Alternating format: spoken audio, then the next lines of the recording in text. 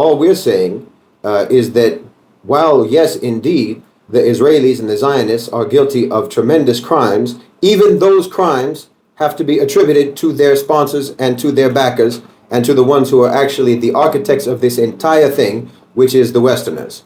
So what we're rejecting is the blame shifting, which does not mean then shifting accountability away from the Zionists, away from the Israelis for what they have done. I think it's very important to reiterate that and to emphasize that so that it can't be misinterpreted either ignorantly or willfully. I just wanted to, I think that you had raised the question about the psychological impact on Jews as a result of their centuries of persecution, particularly in Europe, particularly in the West, since, of course, Westerners were much more vicious and much more prolific in their persecution of Jews than any other people. And then Brother MG was talking about the West's obsession with genetics and ethnicities. They were fascinated by this and obsessed with this in the 19th century and so forth. And I think that these two topics actually sort of can be tied together in that, and I think you alluded to it actually earlier, in fact, with regards to how Jews at various times in their history, religious Jews, because at that time in the early history of the Jews, in order to be a Jew, you had to be practicing Judaism. It was a religion. Now it was a community to a certain extent. They regarded themselves as a people, but it was a people defined by their religion, by their practicing of the religion. If a Jew became an apostate, then he ceased being a Jew, regardless of what his bloodline may or may not have been. Being a Jew just meant that you were religious. Now, that's not what it meant in Europe, however. So you were talking about how sometimes the Jews, as a result of the persecution that they suffered, would compromise in their religion, and they would sort of taint their practice or whatever, and they would make concessions to try to win the favor of their oppressors, to try to assimilate with their oppressors. As a way to sort of save themselves or protect themselves against the relentless persecution and oppression that they did in fact suffer historically.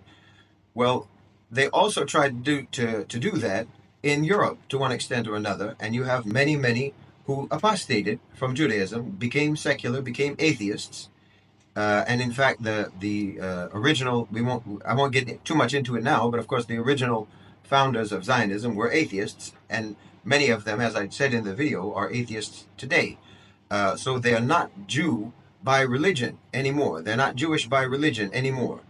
But the thing with the Europeans, because they were so obsessed and continue to be so obsessed with what they call race or what they call ethnicity and so forth, and genetics, as Brother said, they wouldn't let Jews not be Jews, even if they had left the religion. They still insisted to call Jews Jews, even if they were atheists and didn't even believe in God.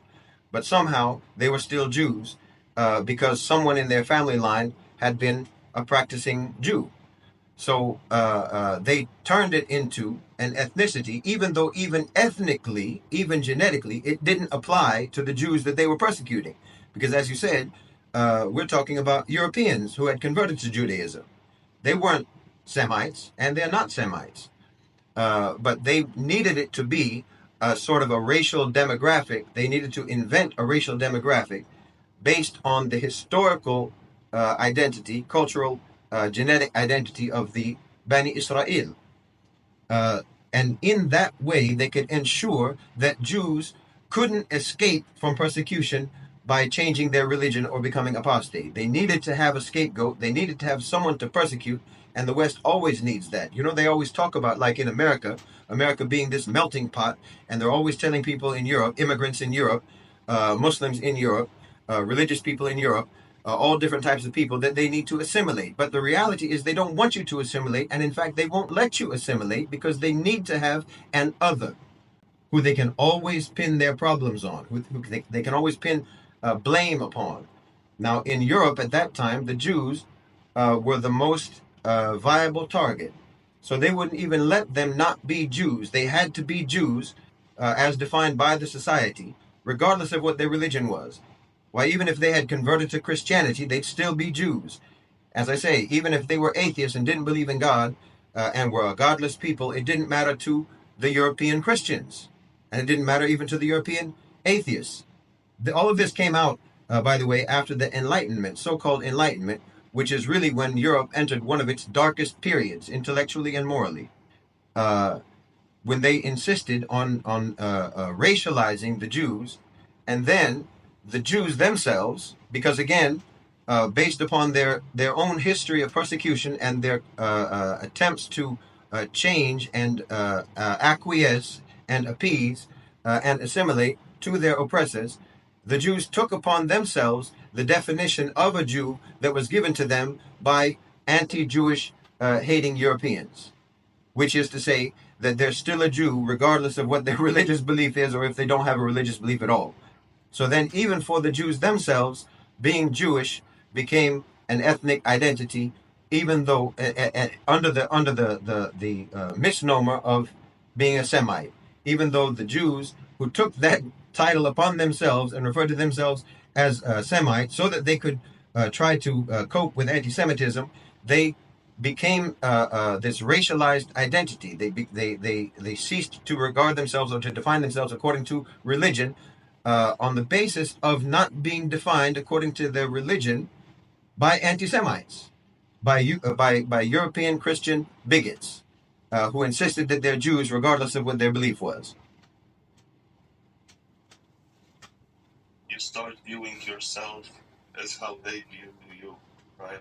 So it's a very dangerous position that one can get into, and I think that this Jewish experience is No, you're absolutely right. And with regards to Muslims in the West, and if Muslims in the West keep going the way that some of them are going, some members of the Muslim community in the West, if they keep going the way that they're going, and bending over backwards to the extent that some of them are in terms of trying to so-called assimilate with the West, why it won't be more than a few generations before you start to have people saying that they are atheist Muslims, the same way that you have atheist Jews.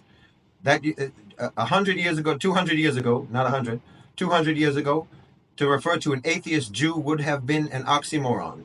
There's no way that you could call yourself both an atheist and a Jew at the same time. That would have been something completely rejected by the Jewish community 200 years ago, 300 years ago, or what have you. But now it's regarded as perfectly normal. And you see, even they're trying to do it with Muslims in Europe. I don't know if they're doing it in the West, in America so much, but in Europe, I know that they actually refer to anti-Muslim hatred as racial. They refer to Muslims as a race, which is the same thing that they did with the Jews. When, of course, Muslim is not a race. You can be any race, so-called race, if you already are insisting on believing the European obsession with genetics and so-called ethnicities and so forth, to even talk about races. If you already are accepting that, then you have to recognize that they're trying to do the same thing even with Muslims that they did with the Jews, which is to say that Muslims are a race. The same way that they said that Jews are a race, so it doesn't matter what their religion is. So eventually you could end up having someone actually seriously saying with a serious face that they're an atheist Muslim, or you might even reach the point of there being a Christian Muslim, because Muslim is a racial identity. They've turned it into a racial identity because you've accepted their definitions of things, their completely confused and malicious definitions of things, which they only defining in that way so that they can permanently ensure that they have some some community, some faction in their society on whom they can pin the blame for their own misdeeds and for their own problems. It sort of boggles the mind, and it's stunning, it's breathtaking, how insidious it is, how all of this developed and what it developed into. I mean, if you think about it, the Jews were persecuted in Europe, and they weren't given a way to escape that persecution in Europe, because, as I said, even if they tried to assimilate, even if they abandoned the religion of Judaism, Europe was still going to call them Jews, either way. No matter what they did, Europe would never let them not be Jews. So they were trying to escape this persecution. They persecuted them so badly to the point of this crescendo of violence in the Holocaust. And then they basically expelled them. They had a group of Jews. They had atheistic Jews who were so enamored by their oppressors, enamored by their persecutors, and thinking that they had to emulate their persecutors, and they came up with this political philosophy, this political theology of Zionism, whereby they wanted to go to Palestine and build a homeland, so called, meaning they wanted to colonize. They wanted to colonize Palestine. Westerners colonizing Palestine. But in this particular case, rather than it being the sort of official representatives of the Western world, of the colonizing countries, rather than it being the accepted official citizens, it was the persecuted citizens, it was the victims of that so-called civilization, who they persecuted so badly, so brutally, so savagely in their own lands, that then they sent them out to colonize on their behalf in the Muslim world, colonize Palestine on their behalf. This is so insidious. It occurs to me that the most dangerous thing that you can have in relation to the Westerners, I mean, generally speaking, it's one of the most dangerous things you can have, but particularly in relation to Westerners, to Western so-called civilization, and to those who are oppressing you. The worst and most dangerous quality that you can have is an inferiority complex. Because then you will try to assimilate with the people who are oppressing you. You'll try to appease them, you'll try to acquiesce to them, and you'll try to emulate them, and you'll try to be like them. But they will still never accept you. And you are now integrating into your own psyche their paradigms, their worldview, their definitions, their perspectives. And in their worldview, in their paradigms, in their perspectives, in their definitions, you are inferior. So you are now integrating into your own mindset, your own inferiority, according to the definitions of those who are persecuting and oppressing you. Because they'll never let you, just like they didn't let the Jews, they'll never let you actually stop being defined as the other. They'll never let you stop being defined as an outsider. They'll never let you stop being defined as a so-called minority. So the more you try to assimilate with them, the more you undermine and poison your own understanding of yourself. And then you have to try to seek some way, as a human being, the normal human nature, to try to find some way to assert yourself and find value. And you've learned from your oppressor that the way to assert your value is to oppress others, is to be brutal, is to do it the same way that they did against you. And that's exactly what they're doing. That's exactly what the Zionists did when they went to Palestine and behaved exactly like the people who persecuted them. Exactly. To a T. The Zionists are behaving and have the same mindset, the same mentality, exactly like the Nazis. They adopted that same mindset because it had been done to them. It's just like, if you put it down on a micro level, it's just like with abuse in a relationship, abuse of a child who grows up to be an abuser. The same sort of a cycle happens with nations. It happens with people. It happens on a macro scale. And that's exactly what happened with the Jews and with the invention of Zionism, which was just a tool of Western colonization in the Arab world, in the Muslim world, colonization of Palestine, but being carried out by the victims of Western so-called civilization. It's really insidious. You can barely wrap your head around how wicked it is. The Jews at any time, those European Jews, this is an irony. Because the Europeans wouldn't let them assimilate, no matter how much they did assimilate, and they fully assimilated. I'm talking about like the ones who actually repudiated Judaism itself, repudiated religion, and became atheists. That's a full assimilation. You can't really assimilate more than that, than to become godless like the people in the society that's godless. They did everything that they could to try to be like them. But again, as I say, they wouldn't let them. And the extent to which they were assimilated, the extent to which, because we're talking again about people who were not actually Semites. We're talking about people who were not actually Bani Israel. We're talking about Europeans who had converted to Judaism and then, through the persecution that they suffered, repudiated Judaism and invented Zionism and went to Palestine. These are people, the Jews, the actual Jews in Europe, could have gone to Palestine at any time when it was under the Muslims. When it was under the Ottoman Empire, there were Jews already there. And there were Jews who could go there. You could go there freely. There's no problem. If you want to go and live in Palestine, you can go. But the point is that you're so European that it doesn't even appeal to you to be in Palestine. And when you go to Palestine, you try to remake it into another Europe. You try to turn it into a Western country. That's how assimilated you were with Europe. That's how European you truly were. If you go there, and unfortunately I had to go there in order to go to Gaza, I had to go through there. It looks like a Western country. It doesn't look like the Middle East when you're in Israel. It doesn't look like, because I've been to many Arab countries, I've been to many countries in the Middle East, and Israel looks like you're in Europe. So they can't even assimilate to the culture that they pretend to come from. They can't even assimilate to the land and to the region that they pretend to come from, because they don't come from there. They're Europeans, but Europeans wouldn't accept them, and they kicked them out, because the only way to get them out was to kick them out, because they had no inclination to go live in Palestine to begin with, because as I said, they could have gone at any time. Right? Like, they didn't come to go back to where, like to go back to their heritage or their culture or like the land where they belong. No, they came and they brought Europe with them, right? Precisely.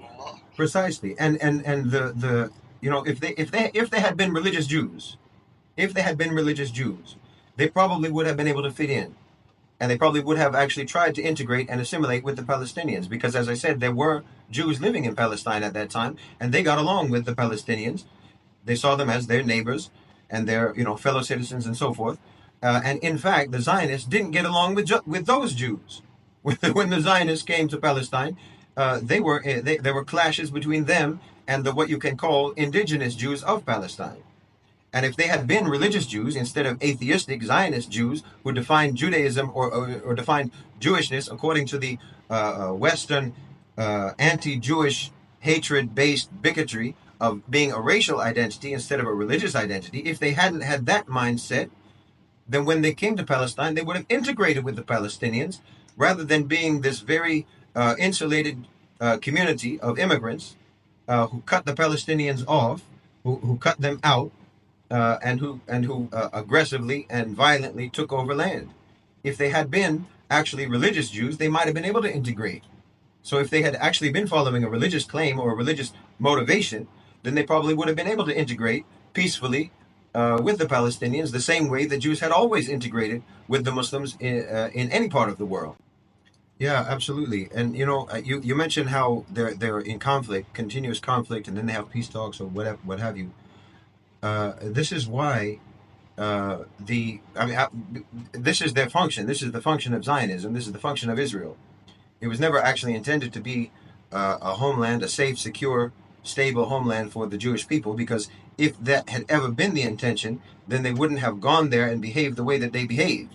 Like I said, they would have gone there and integrated with the Palestinians. They would have lived there peacefully with the indigenous people. But this is why we say it's a colonizer project. It's a colonial colonizer project whose function is destabilization. And as long as they remain sponsored by, backed by, and controlled by or directed by the Western powers, that's the only thing that it ever will be. And the only way that there can actually be any sort of real security or stability is if it loses that function, if so-called Israel loses that function for the West, and loses this, and the only way that they'll lose their function for the West is if they stop serving the West and stop being sponsored by the West, and take a new sponsor and integrate into the region. That's the only way that they can ever stop being a violent, disruptive element in the region, because that has been their function. It's a colonizing Western colonial project and always has been. So it's not because as I said, if the Westerners first of all admit to themselves their anti-Jewish hatred and say, well, we can't be rehabilitated from our anti-Jewish hatred, and we need these poor innocent Jews to be safe from our persecution. Let's let them go to Palestine of their own free will, and then let them integrate with the population and follow the natural way of immigration and assimilation with the population. Encourage them or require them to do the same thing in Palestine that we insist immigrants do when they come to our lands, which is to assimilate and integrate. If we encourage the Jews to do that in Palestine, well, then they could have safety and security and stability. But that has never been what the West wanted. That's never been their program. And that's why they advocated for and supported and backed Zionism from the beginning. Because not only did they want to get the Jews out of Europe, the ones that they defined as Jews, who, as I say before, historically would not have been defined as Jews because they're not religious. But not only did they want to get the Jews out of Europe, they wanted to be able to use those Jews to colonize and disrupt the Muslim world. Tunisia, Morocco, Yemen, Iraq, there were Jews everywhere. But from the time of the Umayyads and the Abbasids on until the expulsion from Spain, Jews, they enjoyed really equal citizen rights with their Muslim brethren. So yeah, I don't want to go on and on about this, but history is on the side of Muslims being the Jews' greatest protectors. So that's that. Thank you so much. Yeah, absolutely. And as you mentioned, there were examples in the time of Rasulullah sallallahu alaihi wasallam where certain Jews were punished, but they were punished for their actions, for their misdeeds, for their wrongdoing. The Jews under the Muslims were never singled out for any mistreatment or any persecution on the basis of them being Jews. That never happened. They were punished for wrongdoing the same as anybody else. And you mentioned how before 1947 you could find Jews in all different parts of the Muslim world. And I've seen some people claim as some sort of an argument in favor of the idea that Muslims persecute Jews to say, well, why aren't there more Jews, or why aren't there any Jews in the Muslim countries? First of all, it's not true. There still are many Jews in throughout the Muslim world, throughout the Arab world. There's even Jews right now in Afghanistan, of all places. But the reason why there are fewer Jews now is precisely because the Israelis were desperate for immigration, for what they call aliyah, to bring more Jews into the occupation of Palestine. So the ones who are responsible for the decrease in the number of Jews in the Muslim world isn't the Muslims, it's the Zionists who incentivized and who recruited Jews from all around the world. Israel is the one who's responsible. The Zionists are the ones who are responsible for any Jews not living or for Jews not living in the Muslim world or in any other countries. They're the ones who are responsible for that, not because of their persecution in the Muslim world, which isn't the thing that happened. We're a middle nation, so trying to uphold what Allah has said about us. And there was a great sentence from one of the videos of Brother Shahid, learn about the Jews from what the Quran says and not what Mein Kampf says, right? So please take this to heart and understand reality for what it is. Bismillah ar-Rahman ar-Rahim. Okay, so now, yes, sir. No, I was just going to sort of second what you were saying with regards to the Jews being. I mean, you mentioned how the Jews are our cousins, and I mentioned that also. But of course, I'm talking about Jews who we would define as Jews, which means that they're the believers in Judaism, the people who actually follow the religion of Judaism, or who are from the actual Bani Israel, who are what the Europeans would call Semites because of their obsession with genealogy and ethnicity and race and so forth. That disqualifies the majority of Israelis as being Jews. According to Islamic understanding of what a Jew is, the overwhelming majority of Israelis are not religious people. Many of them are atheists. Netanyahu is not a religious Jew. Even this Ben Gvir and so forth, and all of these people who claim to be these ultra-Orthodox, hardcore Jews and what have you, they act and speak in contradiction with Judaism. And in fact, the Orthodox Jew community, the Orthodox Jewish community, who are actually serious about their religion, which I also don't want to make any misunderstanding to say that we approve of Judaism, because they're supposed to be Muslims, but at the end of the day, they do believe in a faith. They do have a faith. So if they don't have a faith, then we wouldn't call them Jews. They don't qualify as Jews. And if they're Europeans, they're certainly not Bani Israel. So we should call them what they are. This is an important distinction to make, because the Westerners trying to blame shift, trying to save themselves from their own accountability, want to say the people who pretend to be pro-Palestinian, like that Armenian who went viral a few weeks ago, they want to blame Jews and Judaism for the crimes of Israel. So we have to make a distinction. Again, as Ummatun Wasata, as a people who are obligated to tell the truth, whether it's for us or against us, to tell the truth no matter what it is, we have to tell the truth.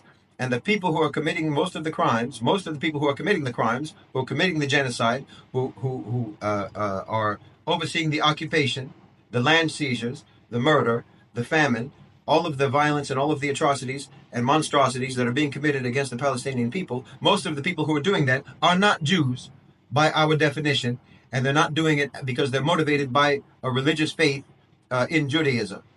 Even you'll see the absurdity of an Israeli who's asked if they believe in God, and they'll say no. But why do you think you should be in Palestine? Because God gave us the land. We've all heard that before. That you have these people who don't believe in God, but somehow believe in the promise of God that the land is for them. It's an absurdity. So according to our understanding, most of these people are not Jews. So we have to call them what they are, which is Western colonizers. That's what they are, Western colonizers. And the Westerners would hate for us to make that distinction, because that puts the blame squarely where it belongs, which is on their shoulders. They want us to not see that. They want us to not recognize that, because as always, they can't take responsibility for their own evil, for their own brutality, for their own savagery and wickedness. They want to put it all on the Jews. And they think that Muslims are going to be so emotional and so uneducated about our own history and about our own faith that we'll go along with that. And unfortunately, there are some Muslims who will go along with that because they are that ignorant about our history and they are that ignorant about our own faith. And usually you'll find that those are the Muslims who are coming from the West and have become that ignorant about our own history and about our own faith because they're trying to assimilate, as the Jews did in Europe. They're trying to assimilate with the Western colonial powers, with Western imperialists, and with Western oppressors and persecutors of anyone and everyone who isn't them and who isn't like them. So we must, as Ummatun Wasata, as a middle nation, we have to make a distinction and tell the truth and speak in justice and with justice about all situations. And we have to put the blame where it lies, and say specifically and accurately that what is happening in Gaza, what's happening in Palestine, is being committed and being perpetrated by the West. You have the Zionists are nothing but a brigade of Western imperialism. It's nothing but a brigade of Western colonization, and we can't let them off the hook for what they've done, and let them shift the blame for their actions to the Jews, and to say that it's all about the Jews and this is just how they are because they're evil and so forth. Because that's exactly the same kind of hatred and bigotry that caused this whole problem in the first place. Because you treated the Jews that way, you made the Jews a certain kind of way, you made them compromise, you made them seek to assimilate with you in your evil and your violence and your brutality, and you turned them into what they are now, and then you sent them to attack us. So we can't go along with that. We have to call things what they are and define things according to how they actually are, and put the blame where it properly lies. Thank you, brother. Can I just add something? First, no offense, but I sort of recoil at saying that we don't want to alienate any good Jews because we need them on our side. We don't need anyone on our side. Allah subhanahu wa ta'ala is on our side, but what we have to do is be on the side of Allah subhanahu wa ta'ala, and we have to be on the side of the truth, and we have to speak truth and speak justice, regardless. We're not looking to win the favor of anyone except for Allah subhanahu wa ta'ala, so we have to tell the truth, and that's why we have to tell the truth. And then the other thing I was going to say is, it's indicative of what I was talking about earlier, this inferiority complex and how dangerous the inferiority complex is.